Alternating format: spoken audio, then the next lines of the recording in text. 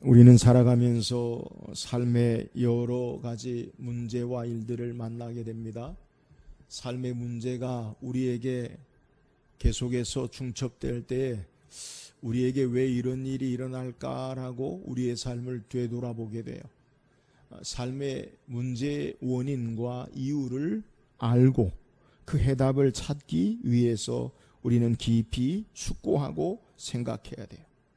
그런데 우리의 삶의 문제라는 것이 아무리 생각해도 이해되지 않는 그러한 문제들이 우리에게는 많이 있어요. 삶의 문제의 일들의 전문가를 찾아보고 조언도 들어보고 글도 찾아보지만 천편일률적으로 각각의 상황이 나에게 그대로 적용되는 사건이 없기 때문에 우리는 때로는 삶의 해답을 찾지 못하고 복잡함과 다양함 속에서 길을 잃어버리기도 해요.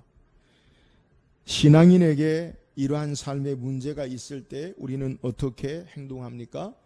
우리 하나님 앞에 기도하지요.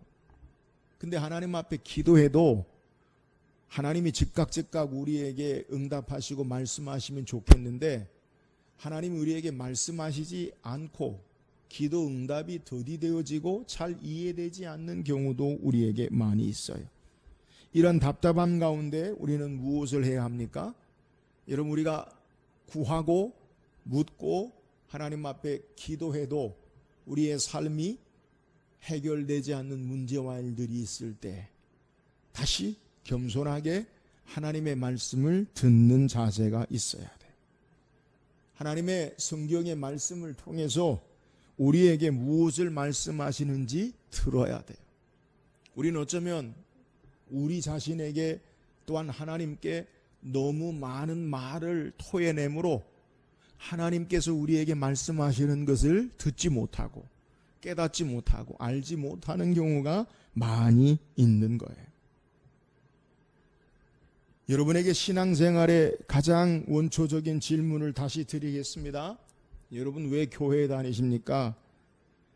여러분 왜 예수 믿습니까? 우리 목사님이 오늘 이상하네요. 교회 당연히 나가야죠. 예수 믿고 구원받는 하나님의 자녀여 천국 백성 되기 위함이지요. 여러분 말씀하실 거예요. 또 어쩌면 우리는 예수 믿고 구원받는 하나님의 자녀로 마땅히 또 우리의 삶에 익숙하게 계속 해오던 삶의 모습으로 신앙생활 하는지 몰라요. 코로나 시대가 약 2년 계속 되어지므로 신앙인들을 향한 우리의 삶의 질문이 계속 새롭게 되어지는 것들이 있어요. 온라인 예배, 오프라인 예배가 그거지요.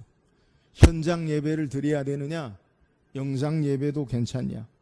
대면 예배냐? 비대면 예배냐라는 말이 등장했어요. 그러나 엄격히 여러분에게 제가 분명하게 말씀드립니다. 그런 단어는 성경에 없어요. 우리가 사용하고 있는 대면 예배라든가 비대면 예배라든가 또 온라인 예배라든가 오프라인 예배라든가 이것은 시대가 세상이 만들어낸 단어이지 성경에는 오직 예배밖에 없어요. 성경에 예배라는 단어 이거밖에 없어요. 다른 수식어가 필요 없어요. 여러분 우리는 어떤 예배를 드려야 됩니까? 저는 온라인 예배를 드려도 괜찮다. 오프라인 예배를 드려야만 한다. 여기에 대해서 여러분에게 논쟁하고 제 의견을 주장하고 싶진 않아요.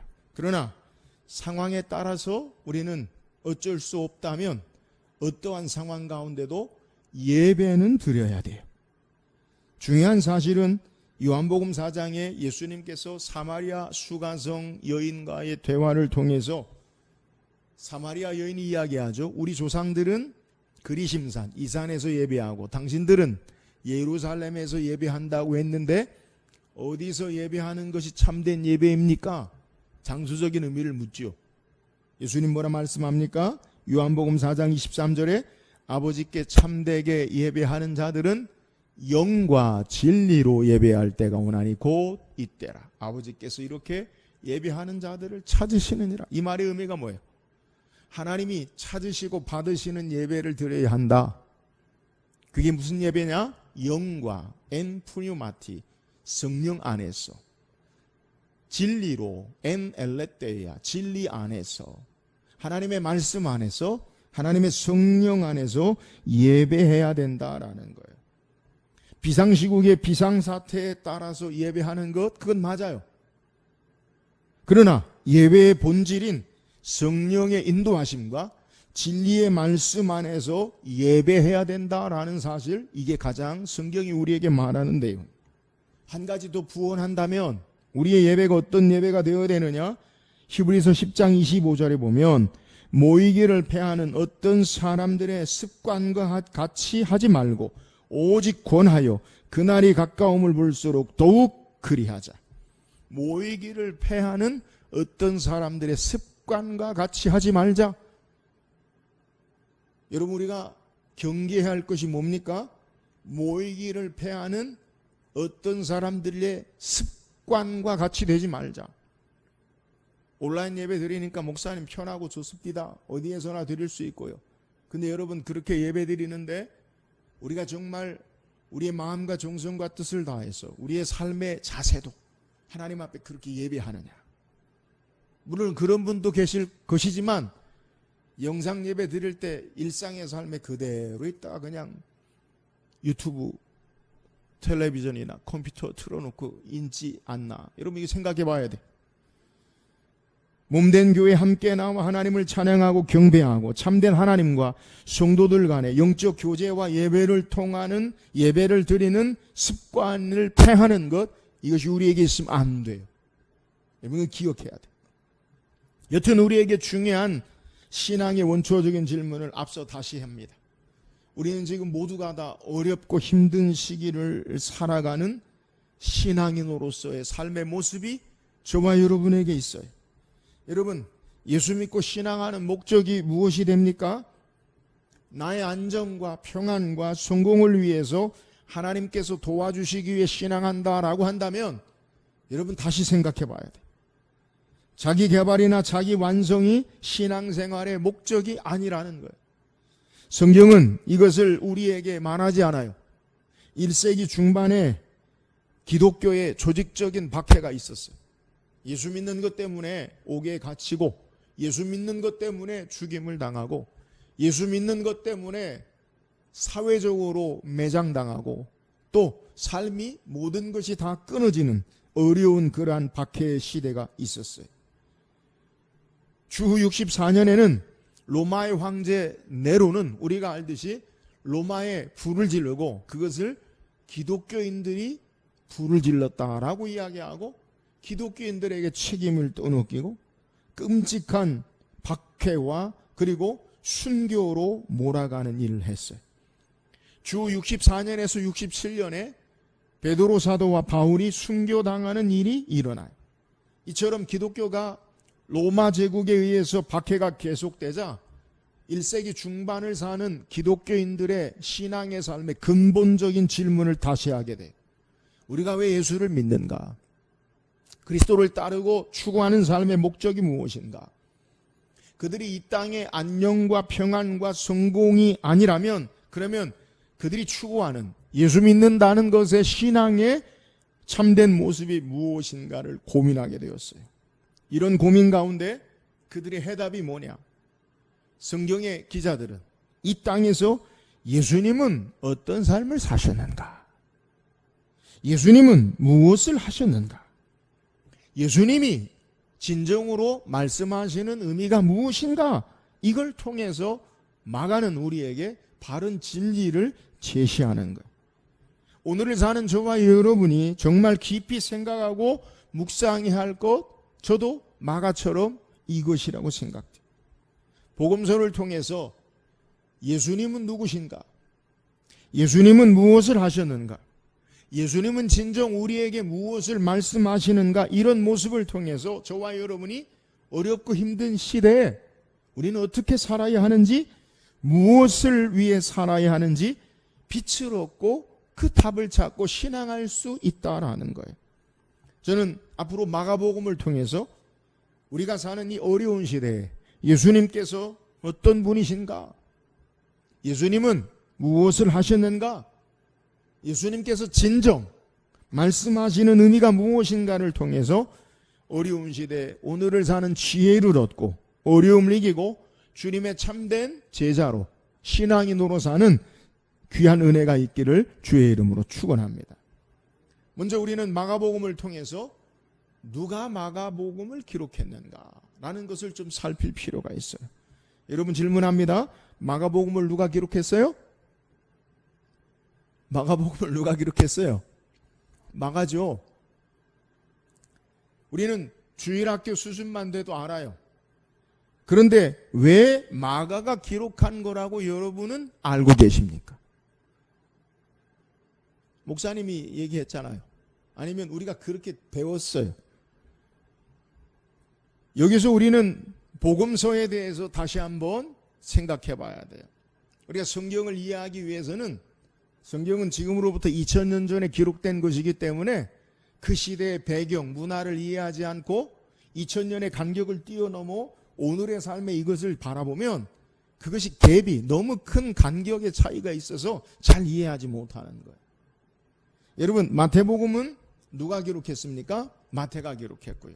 누가복음은 누가가 기록했고 마가복음은 마가가 기록했고 요한복음은 요한이 기록했어요. 그래서 마태가 예수님의 사역과 말씀, 행적들을 기록한 것을 예수님의 사역, 복음서라고 이야기해요. 마태가 기록한 복음서, 마가가 기록한 복음서, 누가가 기록한 복음서, 요한이 기록한 복음서. 우리는 그렇게 이해해요. 근데 여러분 성경을 읽으시면 성경에 마태복음을 읽을 때 나 마태가 이 복음서를 썼다라는 구절을 혹시 읽어보신 적이 있습니까?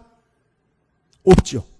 있으면 큰일 나요. 잘못된 성경을 읽은 거예요. 그러면 누가복음을 읽을 때 누가가 이 성경을 기록했다라는 것을 쓴 것을 본 적이 있습니까? 없어요. 누가는 수신자, 받는 자가 데오빌로 가카요라고 1장에 기록하지만 누가가 썼다라는 말은 우리에게 소개하고 있지 않아요.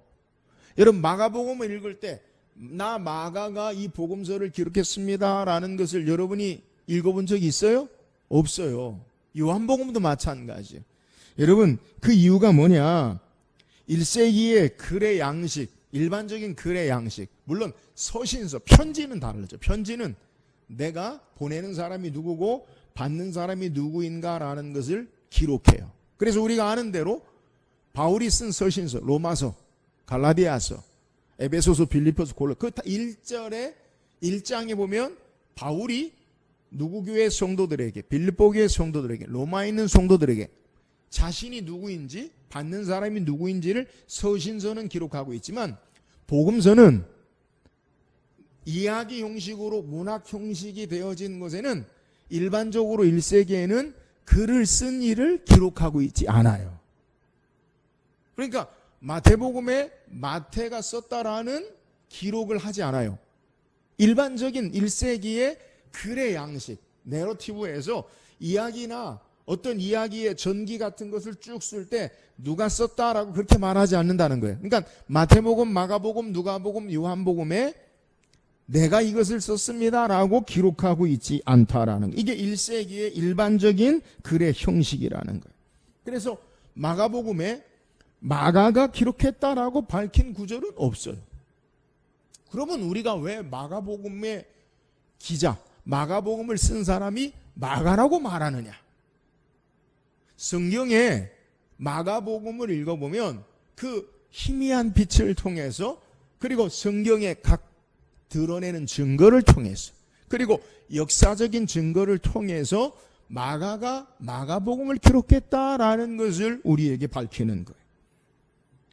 사복음서 가운데 마가복음에만 기록하고 있는 아주 특별한 해프닝 사건이 있는데 마가복음 14장 51절 52절에 보면 한 청년이 벗은 몸에 배 혼니부를 두르고 예수를 따라가다가 무리에게 잡히매 배 혼니부를 버리고 벗은 몸으로 도망하니라. 이거는 마태복음, 누가복음, 요한복음에는 나오지 않는 그러한 사건이, 이 마가복음 14장의 사건이 뭐냐? 예수님께서 마지막 유월절 성만찬을 다락방에서 제자들과 하시고 겟세마네 동산에 기도하신 후에 가룟 유다에 의해서 군사들에게 넘겨질 때에 제자들 외에 한 다른 사람을 우리에게 보여주는 거예요. 그러니까 왜 이 특별한 한 사건을, 한 사람을 우리에게 기록하고 있는가? 이 배 혼니부를 한 청년이 두르고 예수님의 제자들과 함께 따라갔다가 예수님이 붙잡히던 순간에 배 혼니부를 벗어버리고 도망했다. 이게 어떤 의미인가? 마가복음 14장 성만찬을 하시기 전에 예수님은 마가복음 13장에 유월절 만찬을 하기 위해서 제자들을 건너편으로 보내시죠. 그리고 예비한 한 집에서 성만찬을 하시는데 마가복음 13장 15절에 그리하면 자리를 펴고 준비한 큰 다락방을 보이리니 거기서 우리를 위하여 준비하라 하시니, 마가복음 13장 15절에 예수님이 어디에서 성만찬을 하셨는가? 한 큰 다락방을 준비한 그곳에서 하셨다라고 성경이 소개해요. 이 다락방에서 예수님께서 성만찬을 하시고 제자들과 함께 갔을 때 그 집 아들인 청년이 자다가 깨어서 보니까 예수님이 계시고 예수님의 제자들이 있는 것을 보고 흥미를 가지고 자다가 혼니부를 둘러매고 따라간 것으로 그렇게 말하는 거예요. 이 예루살렘에 성만찬을 했던 다락방은 사도행전에도 우리에게 중요한 내용으로 등장을 해요. 이 성만찬을 했던 예루살렘의 다락방은 그 이후에도 예수님 십자가에서 죽으시고 부활하신 이후에도 성경에 우리에게 소개해요. 사도행전 1장 13절에 보니까 들어가 그들이 요하는 다락방으로 올라가니 베드로, 요한, 야고보, 안드레와 빌립, 도마, 바돌로메, 마테오와 및 알페의 아들 야고보의 셀로신 시몬 야고보의 아들 유다가 다 거기 있어. 그들이 요하는 다락방으로 올라가니, 그러니까 예루살렘에 성만찬을 했던 다락방, 그리고 그 밤에 예수님이 죽으셨죠. 십자가에 못 박히시고 아침에 죽으셨죠. 그죠? 그리고 부활하셨죠. 그리고 부활하신 이후에 계속해서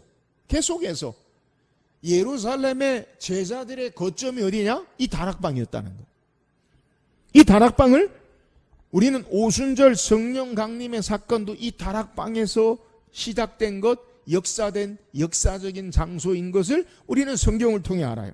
근데 이 다락방은 뿐만 아니라 계속해서 사도행전 12장 12절에도 깨닫고 마가라 하는 요한의 어머니 마리아의 집에 가니 여러 사람이 거기에 모여 기도하고 있더라. 누구의 다락방이에요? 마가라고 하는 요한, 이 어머니. 그러니까 요한 마가라고 하는 이 사람의 다락방에서 계속해서 일어난 사건임을 성경이 우리에게 소개하는 거예요. 그러니까 마가는 자신의 집에서 일어났던 예수님의 성만찬의 사건, 그래서 배 혼니부를 가지고 보다가 도망해요. 그리고 그 다락방은 계속해서 예수님의 제자들, 부활하신 예수님과 제자들, 그리고 오순절 성령 강림의 사건, 그리고 그 이후에 교회 모임의 장소로 계속 그 다락방이 성경에 우리에게 요한 마가의 다락방으로 등장하고 있다는 거예요. 그러면 이 요한 마가는 어떤 사람입니까? 성경의 기록에 보면 안디옥 교회 첫 번째 담임 목회자였던 바나바의 조카임을 기록해. 골로새서 4장 10절에 보니까 나와 함께 갇힌 아리스다고와 바나바의 생질 마가와 이 마가에 대하여 너희가 명을 받았음에 그가 이르거든 영접하라. 그러니까 마가는 누구냐? 바나바의 조카. 성경에 우리에게 소개하는 이 마가에 대해서 사도행전의 기록을 보면 바나바와 바울과 함께 제1차 선교를 떠나요. 근데 이 마가 요한을 데리고 함께 가요. 그러니까 바울과 바나바, 마가, 요한이 함께 선교를 가는데, 그런데 중간에 밤빌리아에서 마가가 중간에 어떤 이유인지 알지 못하지만 돌아가요. 그냥 선교를 중단하고 돌아가게 돼요. 그리고 2차 선교를 할 때 바울과 바나바가 이 마가 일로 심히 다퉈요. 바나바는 마가를 다시 데리고 선교를 가자. 그러니까 바울은 마가는 절대 데리고 갈 수 없다. 그래서 바나바와 바울이 심히 다투고 2차 선교에서는 바나바와 바울이 갈라서요. 사도행전 15장 39절 40절에 서로 심히 다투어 피차 갈라서니 바나바는 마가를 데리고 배 타고 구브로로 가고 바울은 실라를 택한 후에 형제들에게 주의 은혜에 부탁함을 받고 떠나. 그러니까 마가는 처음에 바울에게 인정받지 못하는 그런 사람 데리고 못 간다. 선교 못 한다. 근데 바나바는 자기 조카니까 계속해서 데리고 가자라고 그렇게 돼요. 근데 마가가 여기서 성경에 기록된 인물로 끝나느냐? 그러지 않아요. 이 마가는 후에 바울에게 없어서는 안 되는 중요한 동역자가 돼. 디모데후서 4장 11절에 디모데후서는 바울이 마지막 그가 죽음을 앞에 놓고 디모데 영적인 아들 디모데에게 보내는 목회 서신인데 디모데후서 4장 11절에 뭐라고 소개하냐면 누가만 나와 함께 있느니라 내가 올 때 마가를 데리고 오라 그가 나의 일에 유익하니라. 바나바와 바울이 누구 때문에 싸웠어요? 마가 때문에 싸웠죠. 그죠? 근데 지금 주후 60년, 주후 약 40년경, 30년 후반에 40년경에서 바울이 선교를 시작했다라고 성경학자들 보는데 약 20년이 흐른 지금은 마가는 내게 유익하다라고 그렇게 이야기한다는 거예요. 근데 이 마가는 바울과만 관련돼 있을 뿐만 아니라 베드로에게도 아주 중요한 인물이었어요. 성경학자들은 이 마가가 바울에게도 그가 유익한 중요한 사람이었지만 베드로에게 더 중요한 사람이었다. 그렇게 봐요. 베드로전서 5장 13절에 보니까 택하심을 함께 받은 바벨론에 있는 교회가 너희에게 문안하고 내 아들 마가도 그리하느니라. 이 바벨론, 여기서 말하는 바벨론은 지금의 바벨론, 이라크의 바벨론이 아니라 로마를 바벨론으로 불렀어요.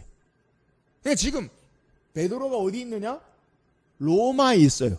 로마에 있으면서 택하심을 함께 받은 바벨론에 있는 교회가, 로마에 있는 교회가 너희에게 문안하고 내 아들 마가도 그리하느니라. 그러면 지금 베드로가 어디 있어요? 로마에 있어요. 누구도 로마에 있어요?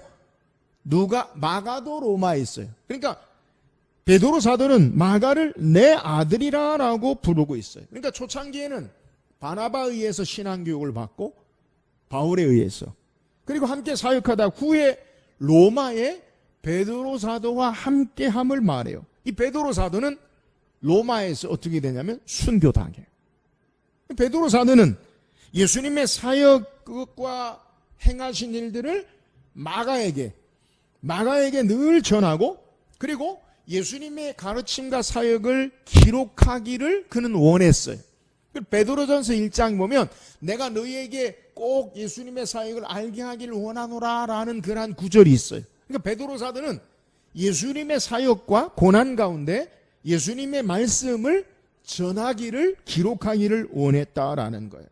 그래서 마가는 이 베드로로부터 예수님에 대한 구체적인 사역, 말씀, 그의 교훈들을 직접 받아서 그래서 기록한 것 첫 번째 복음서가 마가복음. 그러니까 사복음서 중에서 가장 처음 기록된 복음이 바로 마가복음이에요. 1세기에 가장 어려운 때에 사도 베드로는 베드로 전후서를 통해서 고난받는 흩어져 있는 교회들에게 베드로 전후서를 쓰는데 어려움을 당한 그들에게 모든 성도들에게 특별히 고난 가운데서 예수 그리스도의 가르침, 예수 그리스도의 행하신 일, 예수 그리스도의 말씀을 전하기를 베드로 사도는 원함으로 마가에게 자기의 사랑하는 영적인 아들이라고 불리는 마가에게 그 가르침을 행했고 마가는 그 베드로의 뜻을 따라 기록한 것이 바로 마가복음이라는. 그래서 마가복음의 특징 가운데 하나는 다른 복음서와 다르게 베드로의 실수와 실패에 대해서 적나라하게 기록하고 있어요. 마가복음의 특징 가운데. 여러분 베드로가 누구예요? 예수님의 수제자죠. 베드로가 누구예요? 사도행전에 보면 교회의 기둥이라고 그렇게 소개해요. 그러니까 교회의 기둥같이 여기는 베드로, 야고보, 요한 이 세 명을 우리가 그렇게 볼 수 있죠. 그리고 교회의 기둥뿐만 아니라 예수님의 수제자였던 베드로를 적나라하게 그의 실수를 기록할 수 있는 사람은 다른 사람들이 그렇게 못해요. 근데 마가는 베드로가 직접 얘기한 그대로를 기록하고 있기 때문에 마가복음을 통해서 이것을 기록한 것을 통해 마가복음의 저자가 마가다라는 것을 성경적인 증거로 우리에게 소개. 또한 마가가 마가복음을 기록했다라는 것은 교회의 전승, 교회에서 전통적으로 내려오는 그러한 말이에요. 4세기 유대인의 역사학자 요세푸스는 4세기에 쓴 글에서 주 130년경까지 소아시아의 히에나폴리스의 감독이었던 파파스의 말을 인용해서 마가는 베드로의 통역자가 되었다라는 것을 기록해요. 그러니까 마가가 베드로의 통역자가 되었다. 마가는 헬라어도 능통한 그러한 사람으로 그렇게 소개해요. 그래서 베드로와 함께 헬라어의 통역자가 되었다라고 이야기한다는. 그리고 이 마가복음이 마가에 의해서 기록되었다라고 그렇게 주 130년경에 파파스는 이야기해요. 근데 파파스는 그 글에서 내가 이것을 누구에게 들었느냐? 장로 요한에게 받았다라고 그렇게 소개해요. 장로 요한이 누굽니까? 사도 요한. 사도 요한은 주 95년에 요한계시록을 썼죠. 그러니까 주 96년에서 98년까지 보는데 그가 죽기 전에 사도 이후에 속사도라고 그래요. 사도에게 가르침을 받았던. 그러니까 이 속사도였던 파파스가 나는 장로 요한에게 마가복음은 마가가 기록했다라고 들었다. 그리고 마가는 베드로의 통역자였다고 들었다라고 그렇게 말한다는 거예요.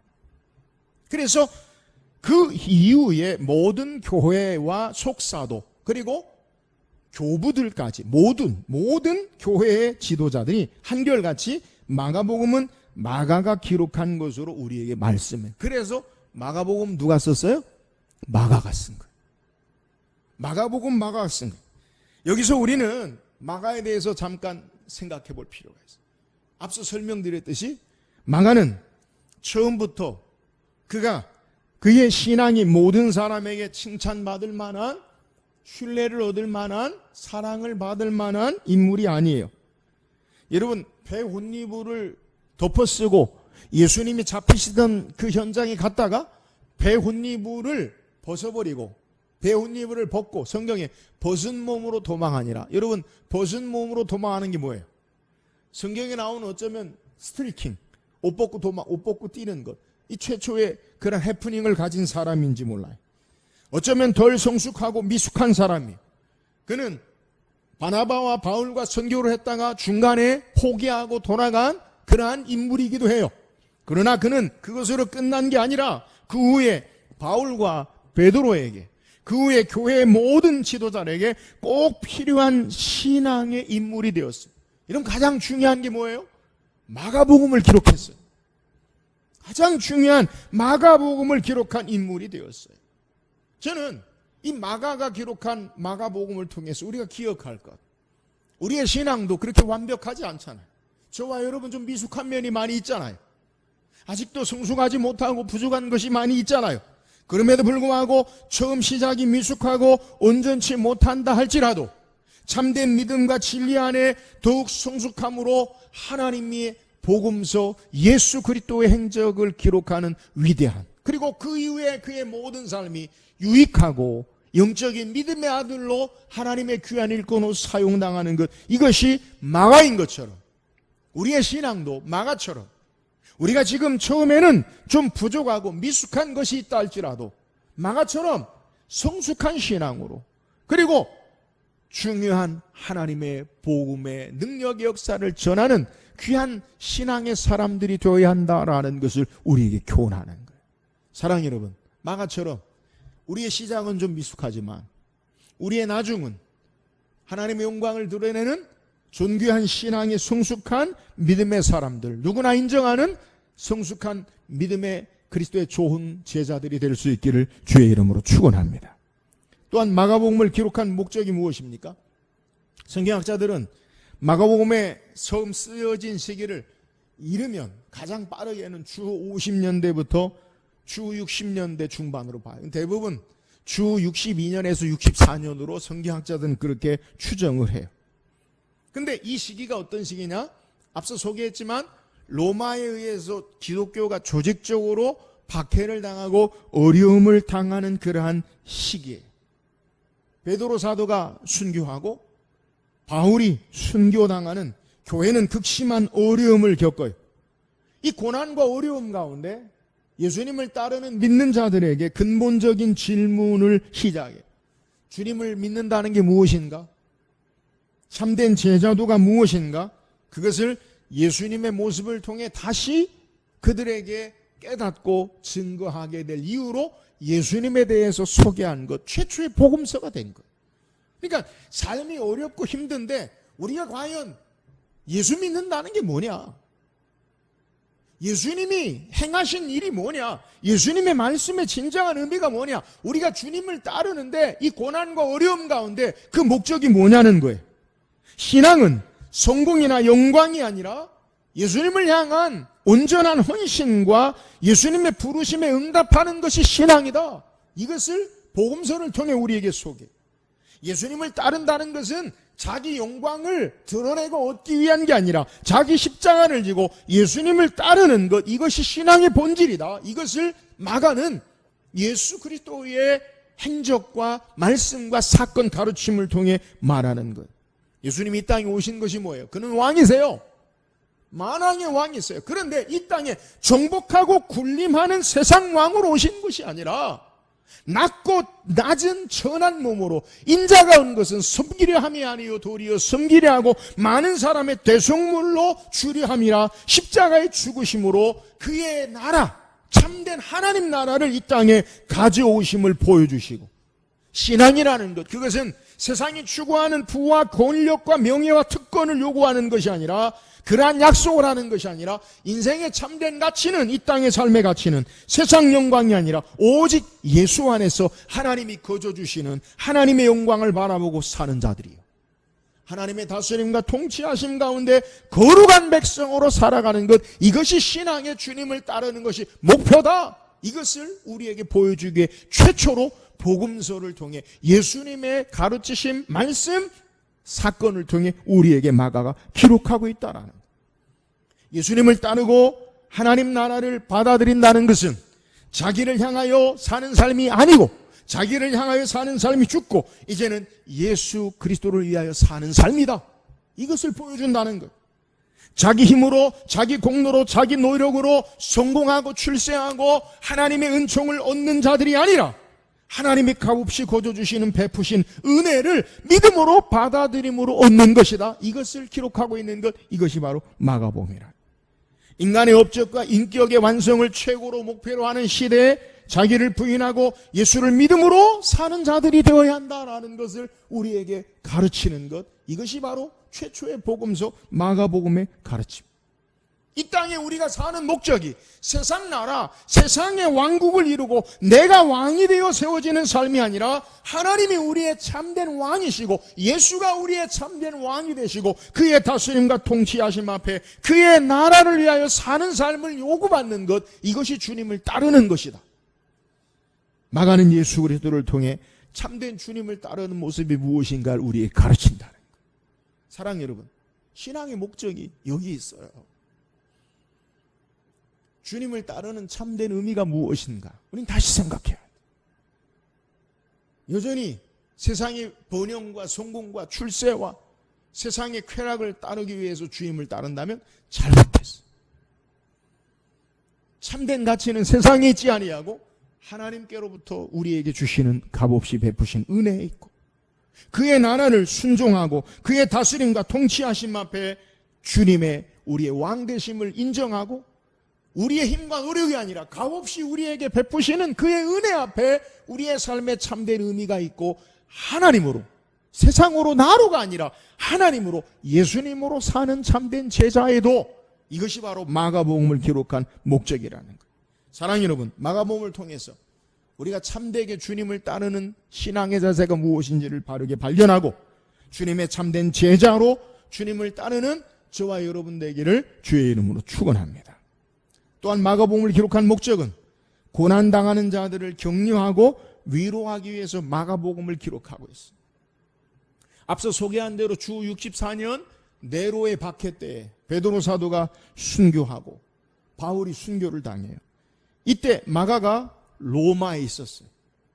그러니까 순교와 박해와 고난의 현장에 마가가 있었어요. 그러니까 이 고난의 의미, 그것이 무엇인가? 앞서 소개했죠. 베드로전서 5장 13절에 택하신 분 함께 받은 바벨론에 있는 교회가 너희에게 문안하고 내 아들 마가도 그래합니다. 그러니까 마가는 그 박해의 현장, 고난의 현장, 어려움의 현장이 있었어요. 이 시기를 주후 65년경 그러니까 베드로전서를 기록한, 그리고 베드로 사도가 곧 순교하는 그러한 시기를 이야기해요. 핍박당하고 순교를 목전에 둔 그리스도인에게 고난받는 자들의 삶의 모습 가운데 마가는 예수님도 고난을 당하셨고 이것으로 격려하고 위로하고 힘을 북돋아 주기 위해서 마가복음을 기록하고 있는 거예요.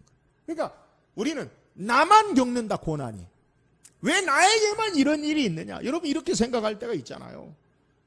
그런 일도 있어요. 다른 사람은 안 그런 것 같은데 나에게만 겪는 그런 일이 있어요. 그럴 때 우리는 다른 사람이 겪지 않는 고난에 대해서 이해를 못해요. 말해도 모르잖아요. 어떻게 알겠어요? 근데 마가는 우리만 겪는 고난이 아니라 예수님도 고난을 당하셨다. 예수님도 이 땅에서 멸시와 천대와 박해와 죽음을 당하셨다. 고난을 당하셨다. 그러므로 예수님의 당하신 고난의 의미가 뭐냐?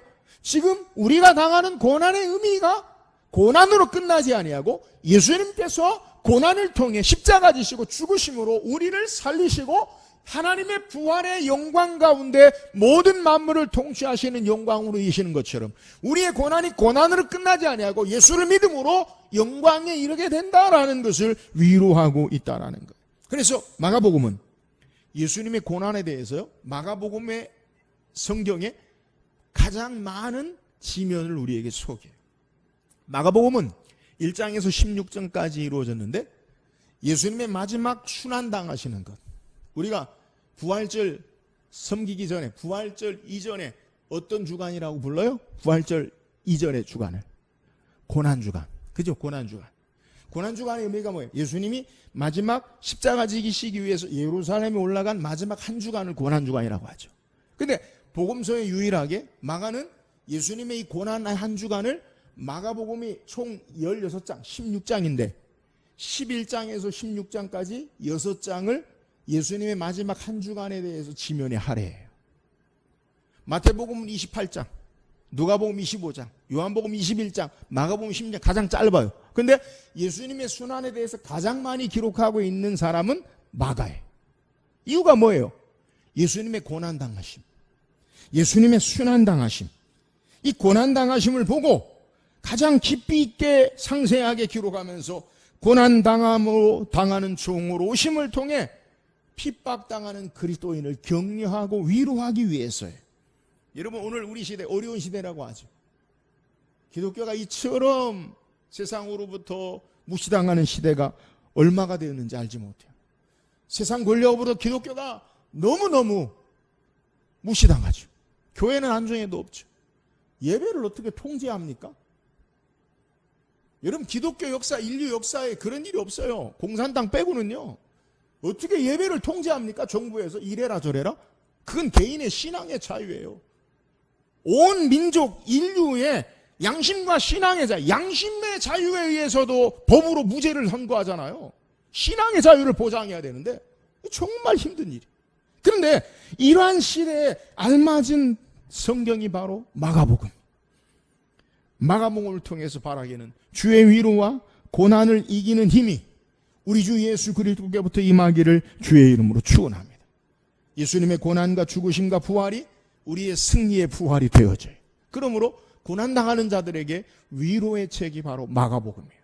사랑하는 여러분, 앞으로 우리가 마가복음을 통해서 주님 주시는 고난 가운데 역경을 이기는 힘을 얻고 위로가 있기를 주의 이름으로 축원합니다.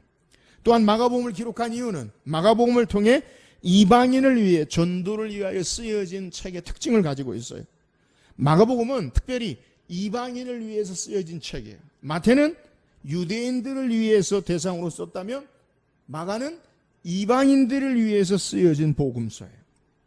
그래서 마태는 마태복음을 읽어보면 유대인의 절기나 풍습에 대해서 자세히 설명하지 않아요. 왜냐하면 유대인들이 읽고 아니까. 근데 마가는 유대인들의 풍습이나 절기나 유대인들의 말에 대해서 설명을 해요. 마가복음 5장에 예수님께서 회당장 야이로의 딸을 죽음 가운데 살리시는 사건을 소개하는데 마가복음 5장 41절에 그 아이의 손을 잡고 이르시되 달리다고 마시니 번역하면 곧 내가 내게 말하노니 소녀여 일어나라 하심이라. 이 달리다고는요 아람어예요. 아람어. 그러니까 1세기에 유대인들이 사용한 언어는 히브리어, 유대인 히브리어와 아람어를 주로 많이 썼어요. 근데 달리다금은 아람어예요. 그러니까 마가는 이건 달리다금 아람어를 헬라인들, 이방인들이 모르잖아요. 그러니까 그걸 해석해요. 소녀여 일어나라라고 번역을 해요.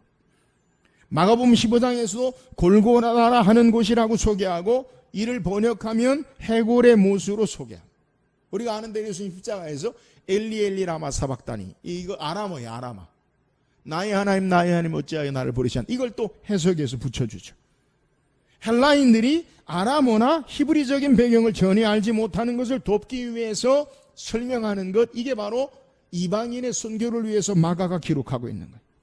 마가는 예수 그리스도의 생애와 사건들과 말씀들을 통해 선교적인 목적을 가지고 이방인들에게 복음을 증거하기 위해서 기록하는 거예요. 그래서 구약 성경의 인용이 마가에는 그렇게 많이 나오지 않아요.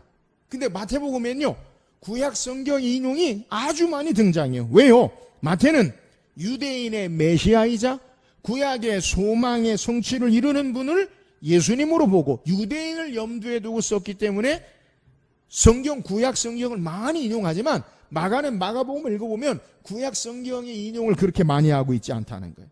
그렇게 한 예로 예수님이 이 땅에 오셔서 가르친 주제가 뭐냐?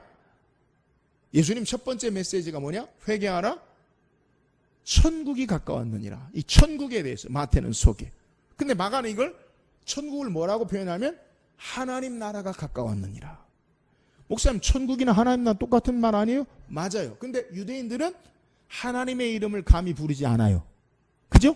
그래서 천국이라고 해요. 마가는 이방인들에게 하나님 나라, 하나님의 이름을 사용하는 거예요. 그러니까 어떻게 하면 이방인들이 복음을 듣고 하나님 알고 예수 그리스도를 만나기 위해서 목적을 가지고 마가는 기록하고 있다는 거예요. 마가복음을 통해 예수님이 누구신지를 통해서 전도의 사명, 선교의 사명을 목적으로 쓰여진 글이 바로 마가복음이에요. 우리들도 예수님이 누구신지를 알고 그의 말씀의 뜻을 깨닫고 그분이 어떤 분이신지를 경험하면 어떤 삶을 살아야 되느냐? 그 예수님을 전하고 증거하는 선교의 삶을 살아야 돼요. 우리의 삶을 통해 예수 그리스도가 누구신지를 증거하는 것, 이것이 우리가 이 마가복음서를 공부하는, 마가복음서를 말씀을 묵상하는 이유라는 거예요. 오늘 저는 마가복음을 왜 묵상해야 하는가? 여러분의 말씀을 드렸어요. 마가복음의 저자가 누구라고요?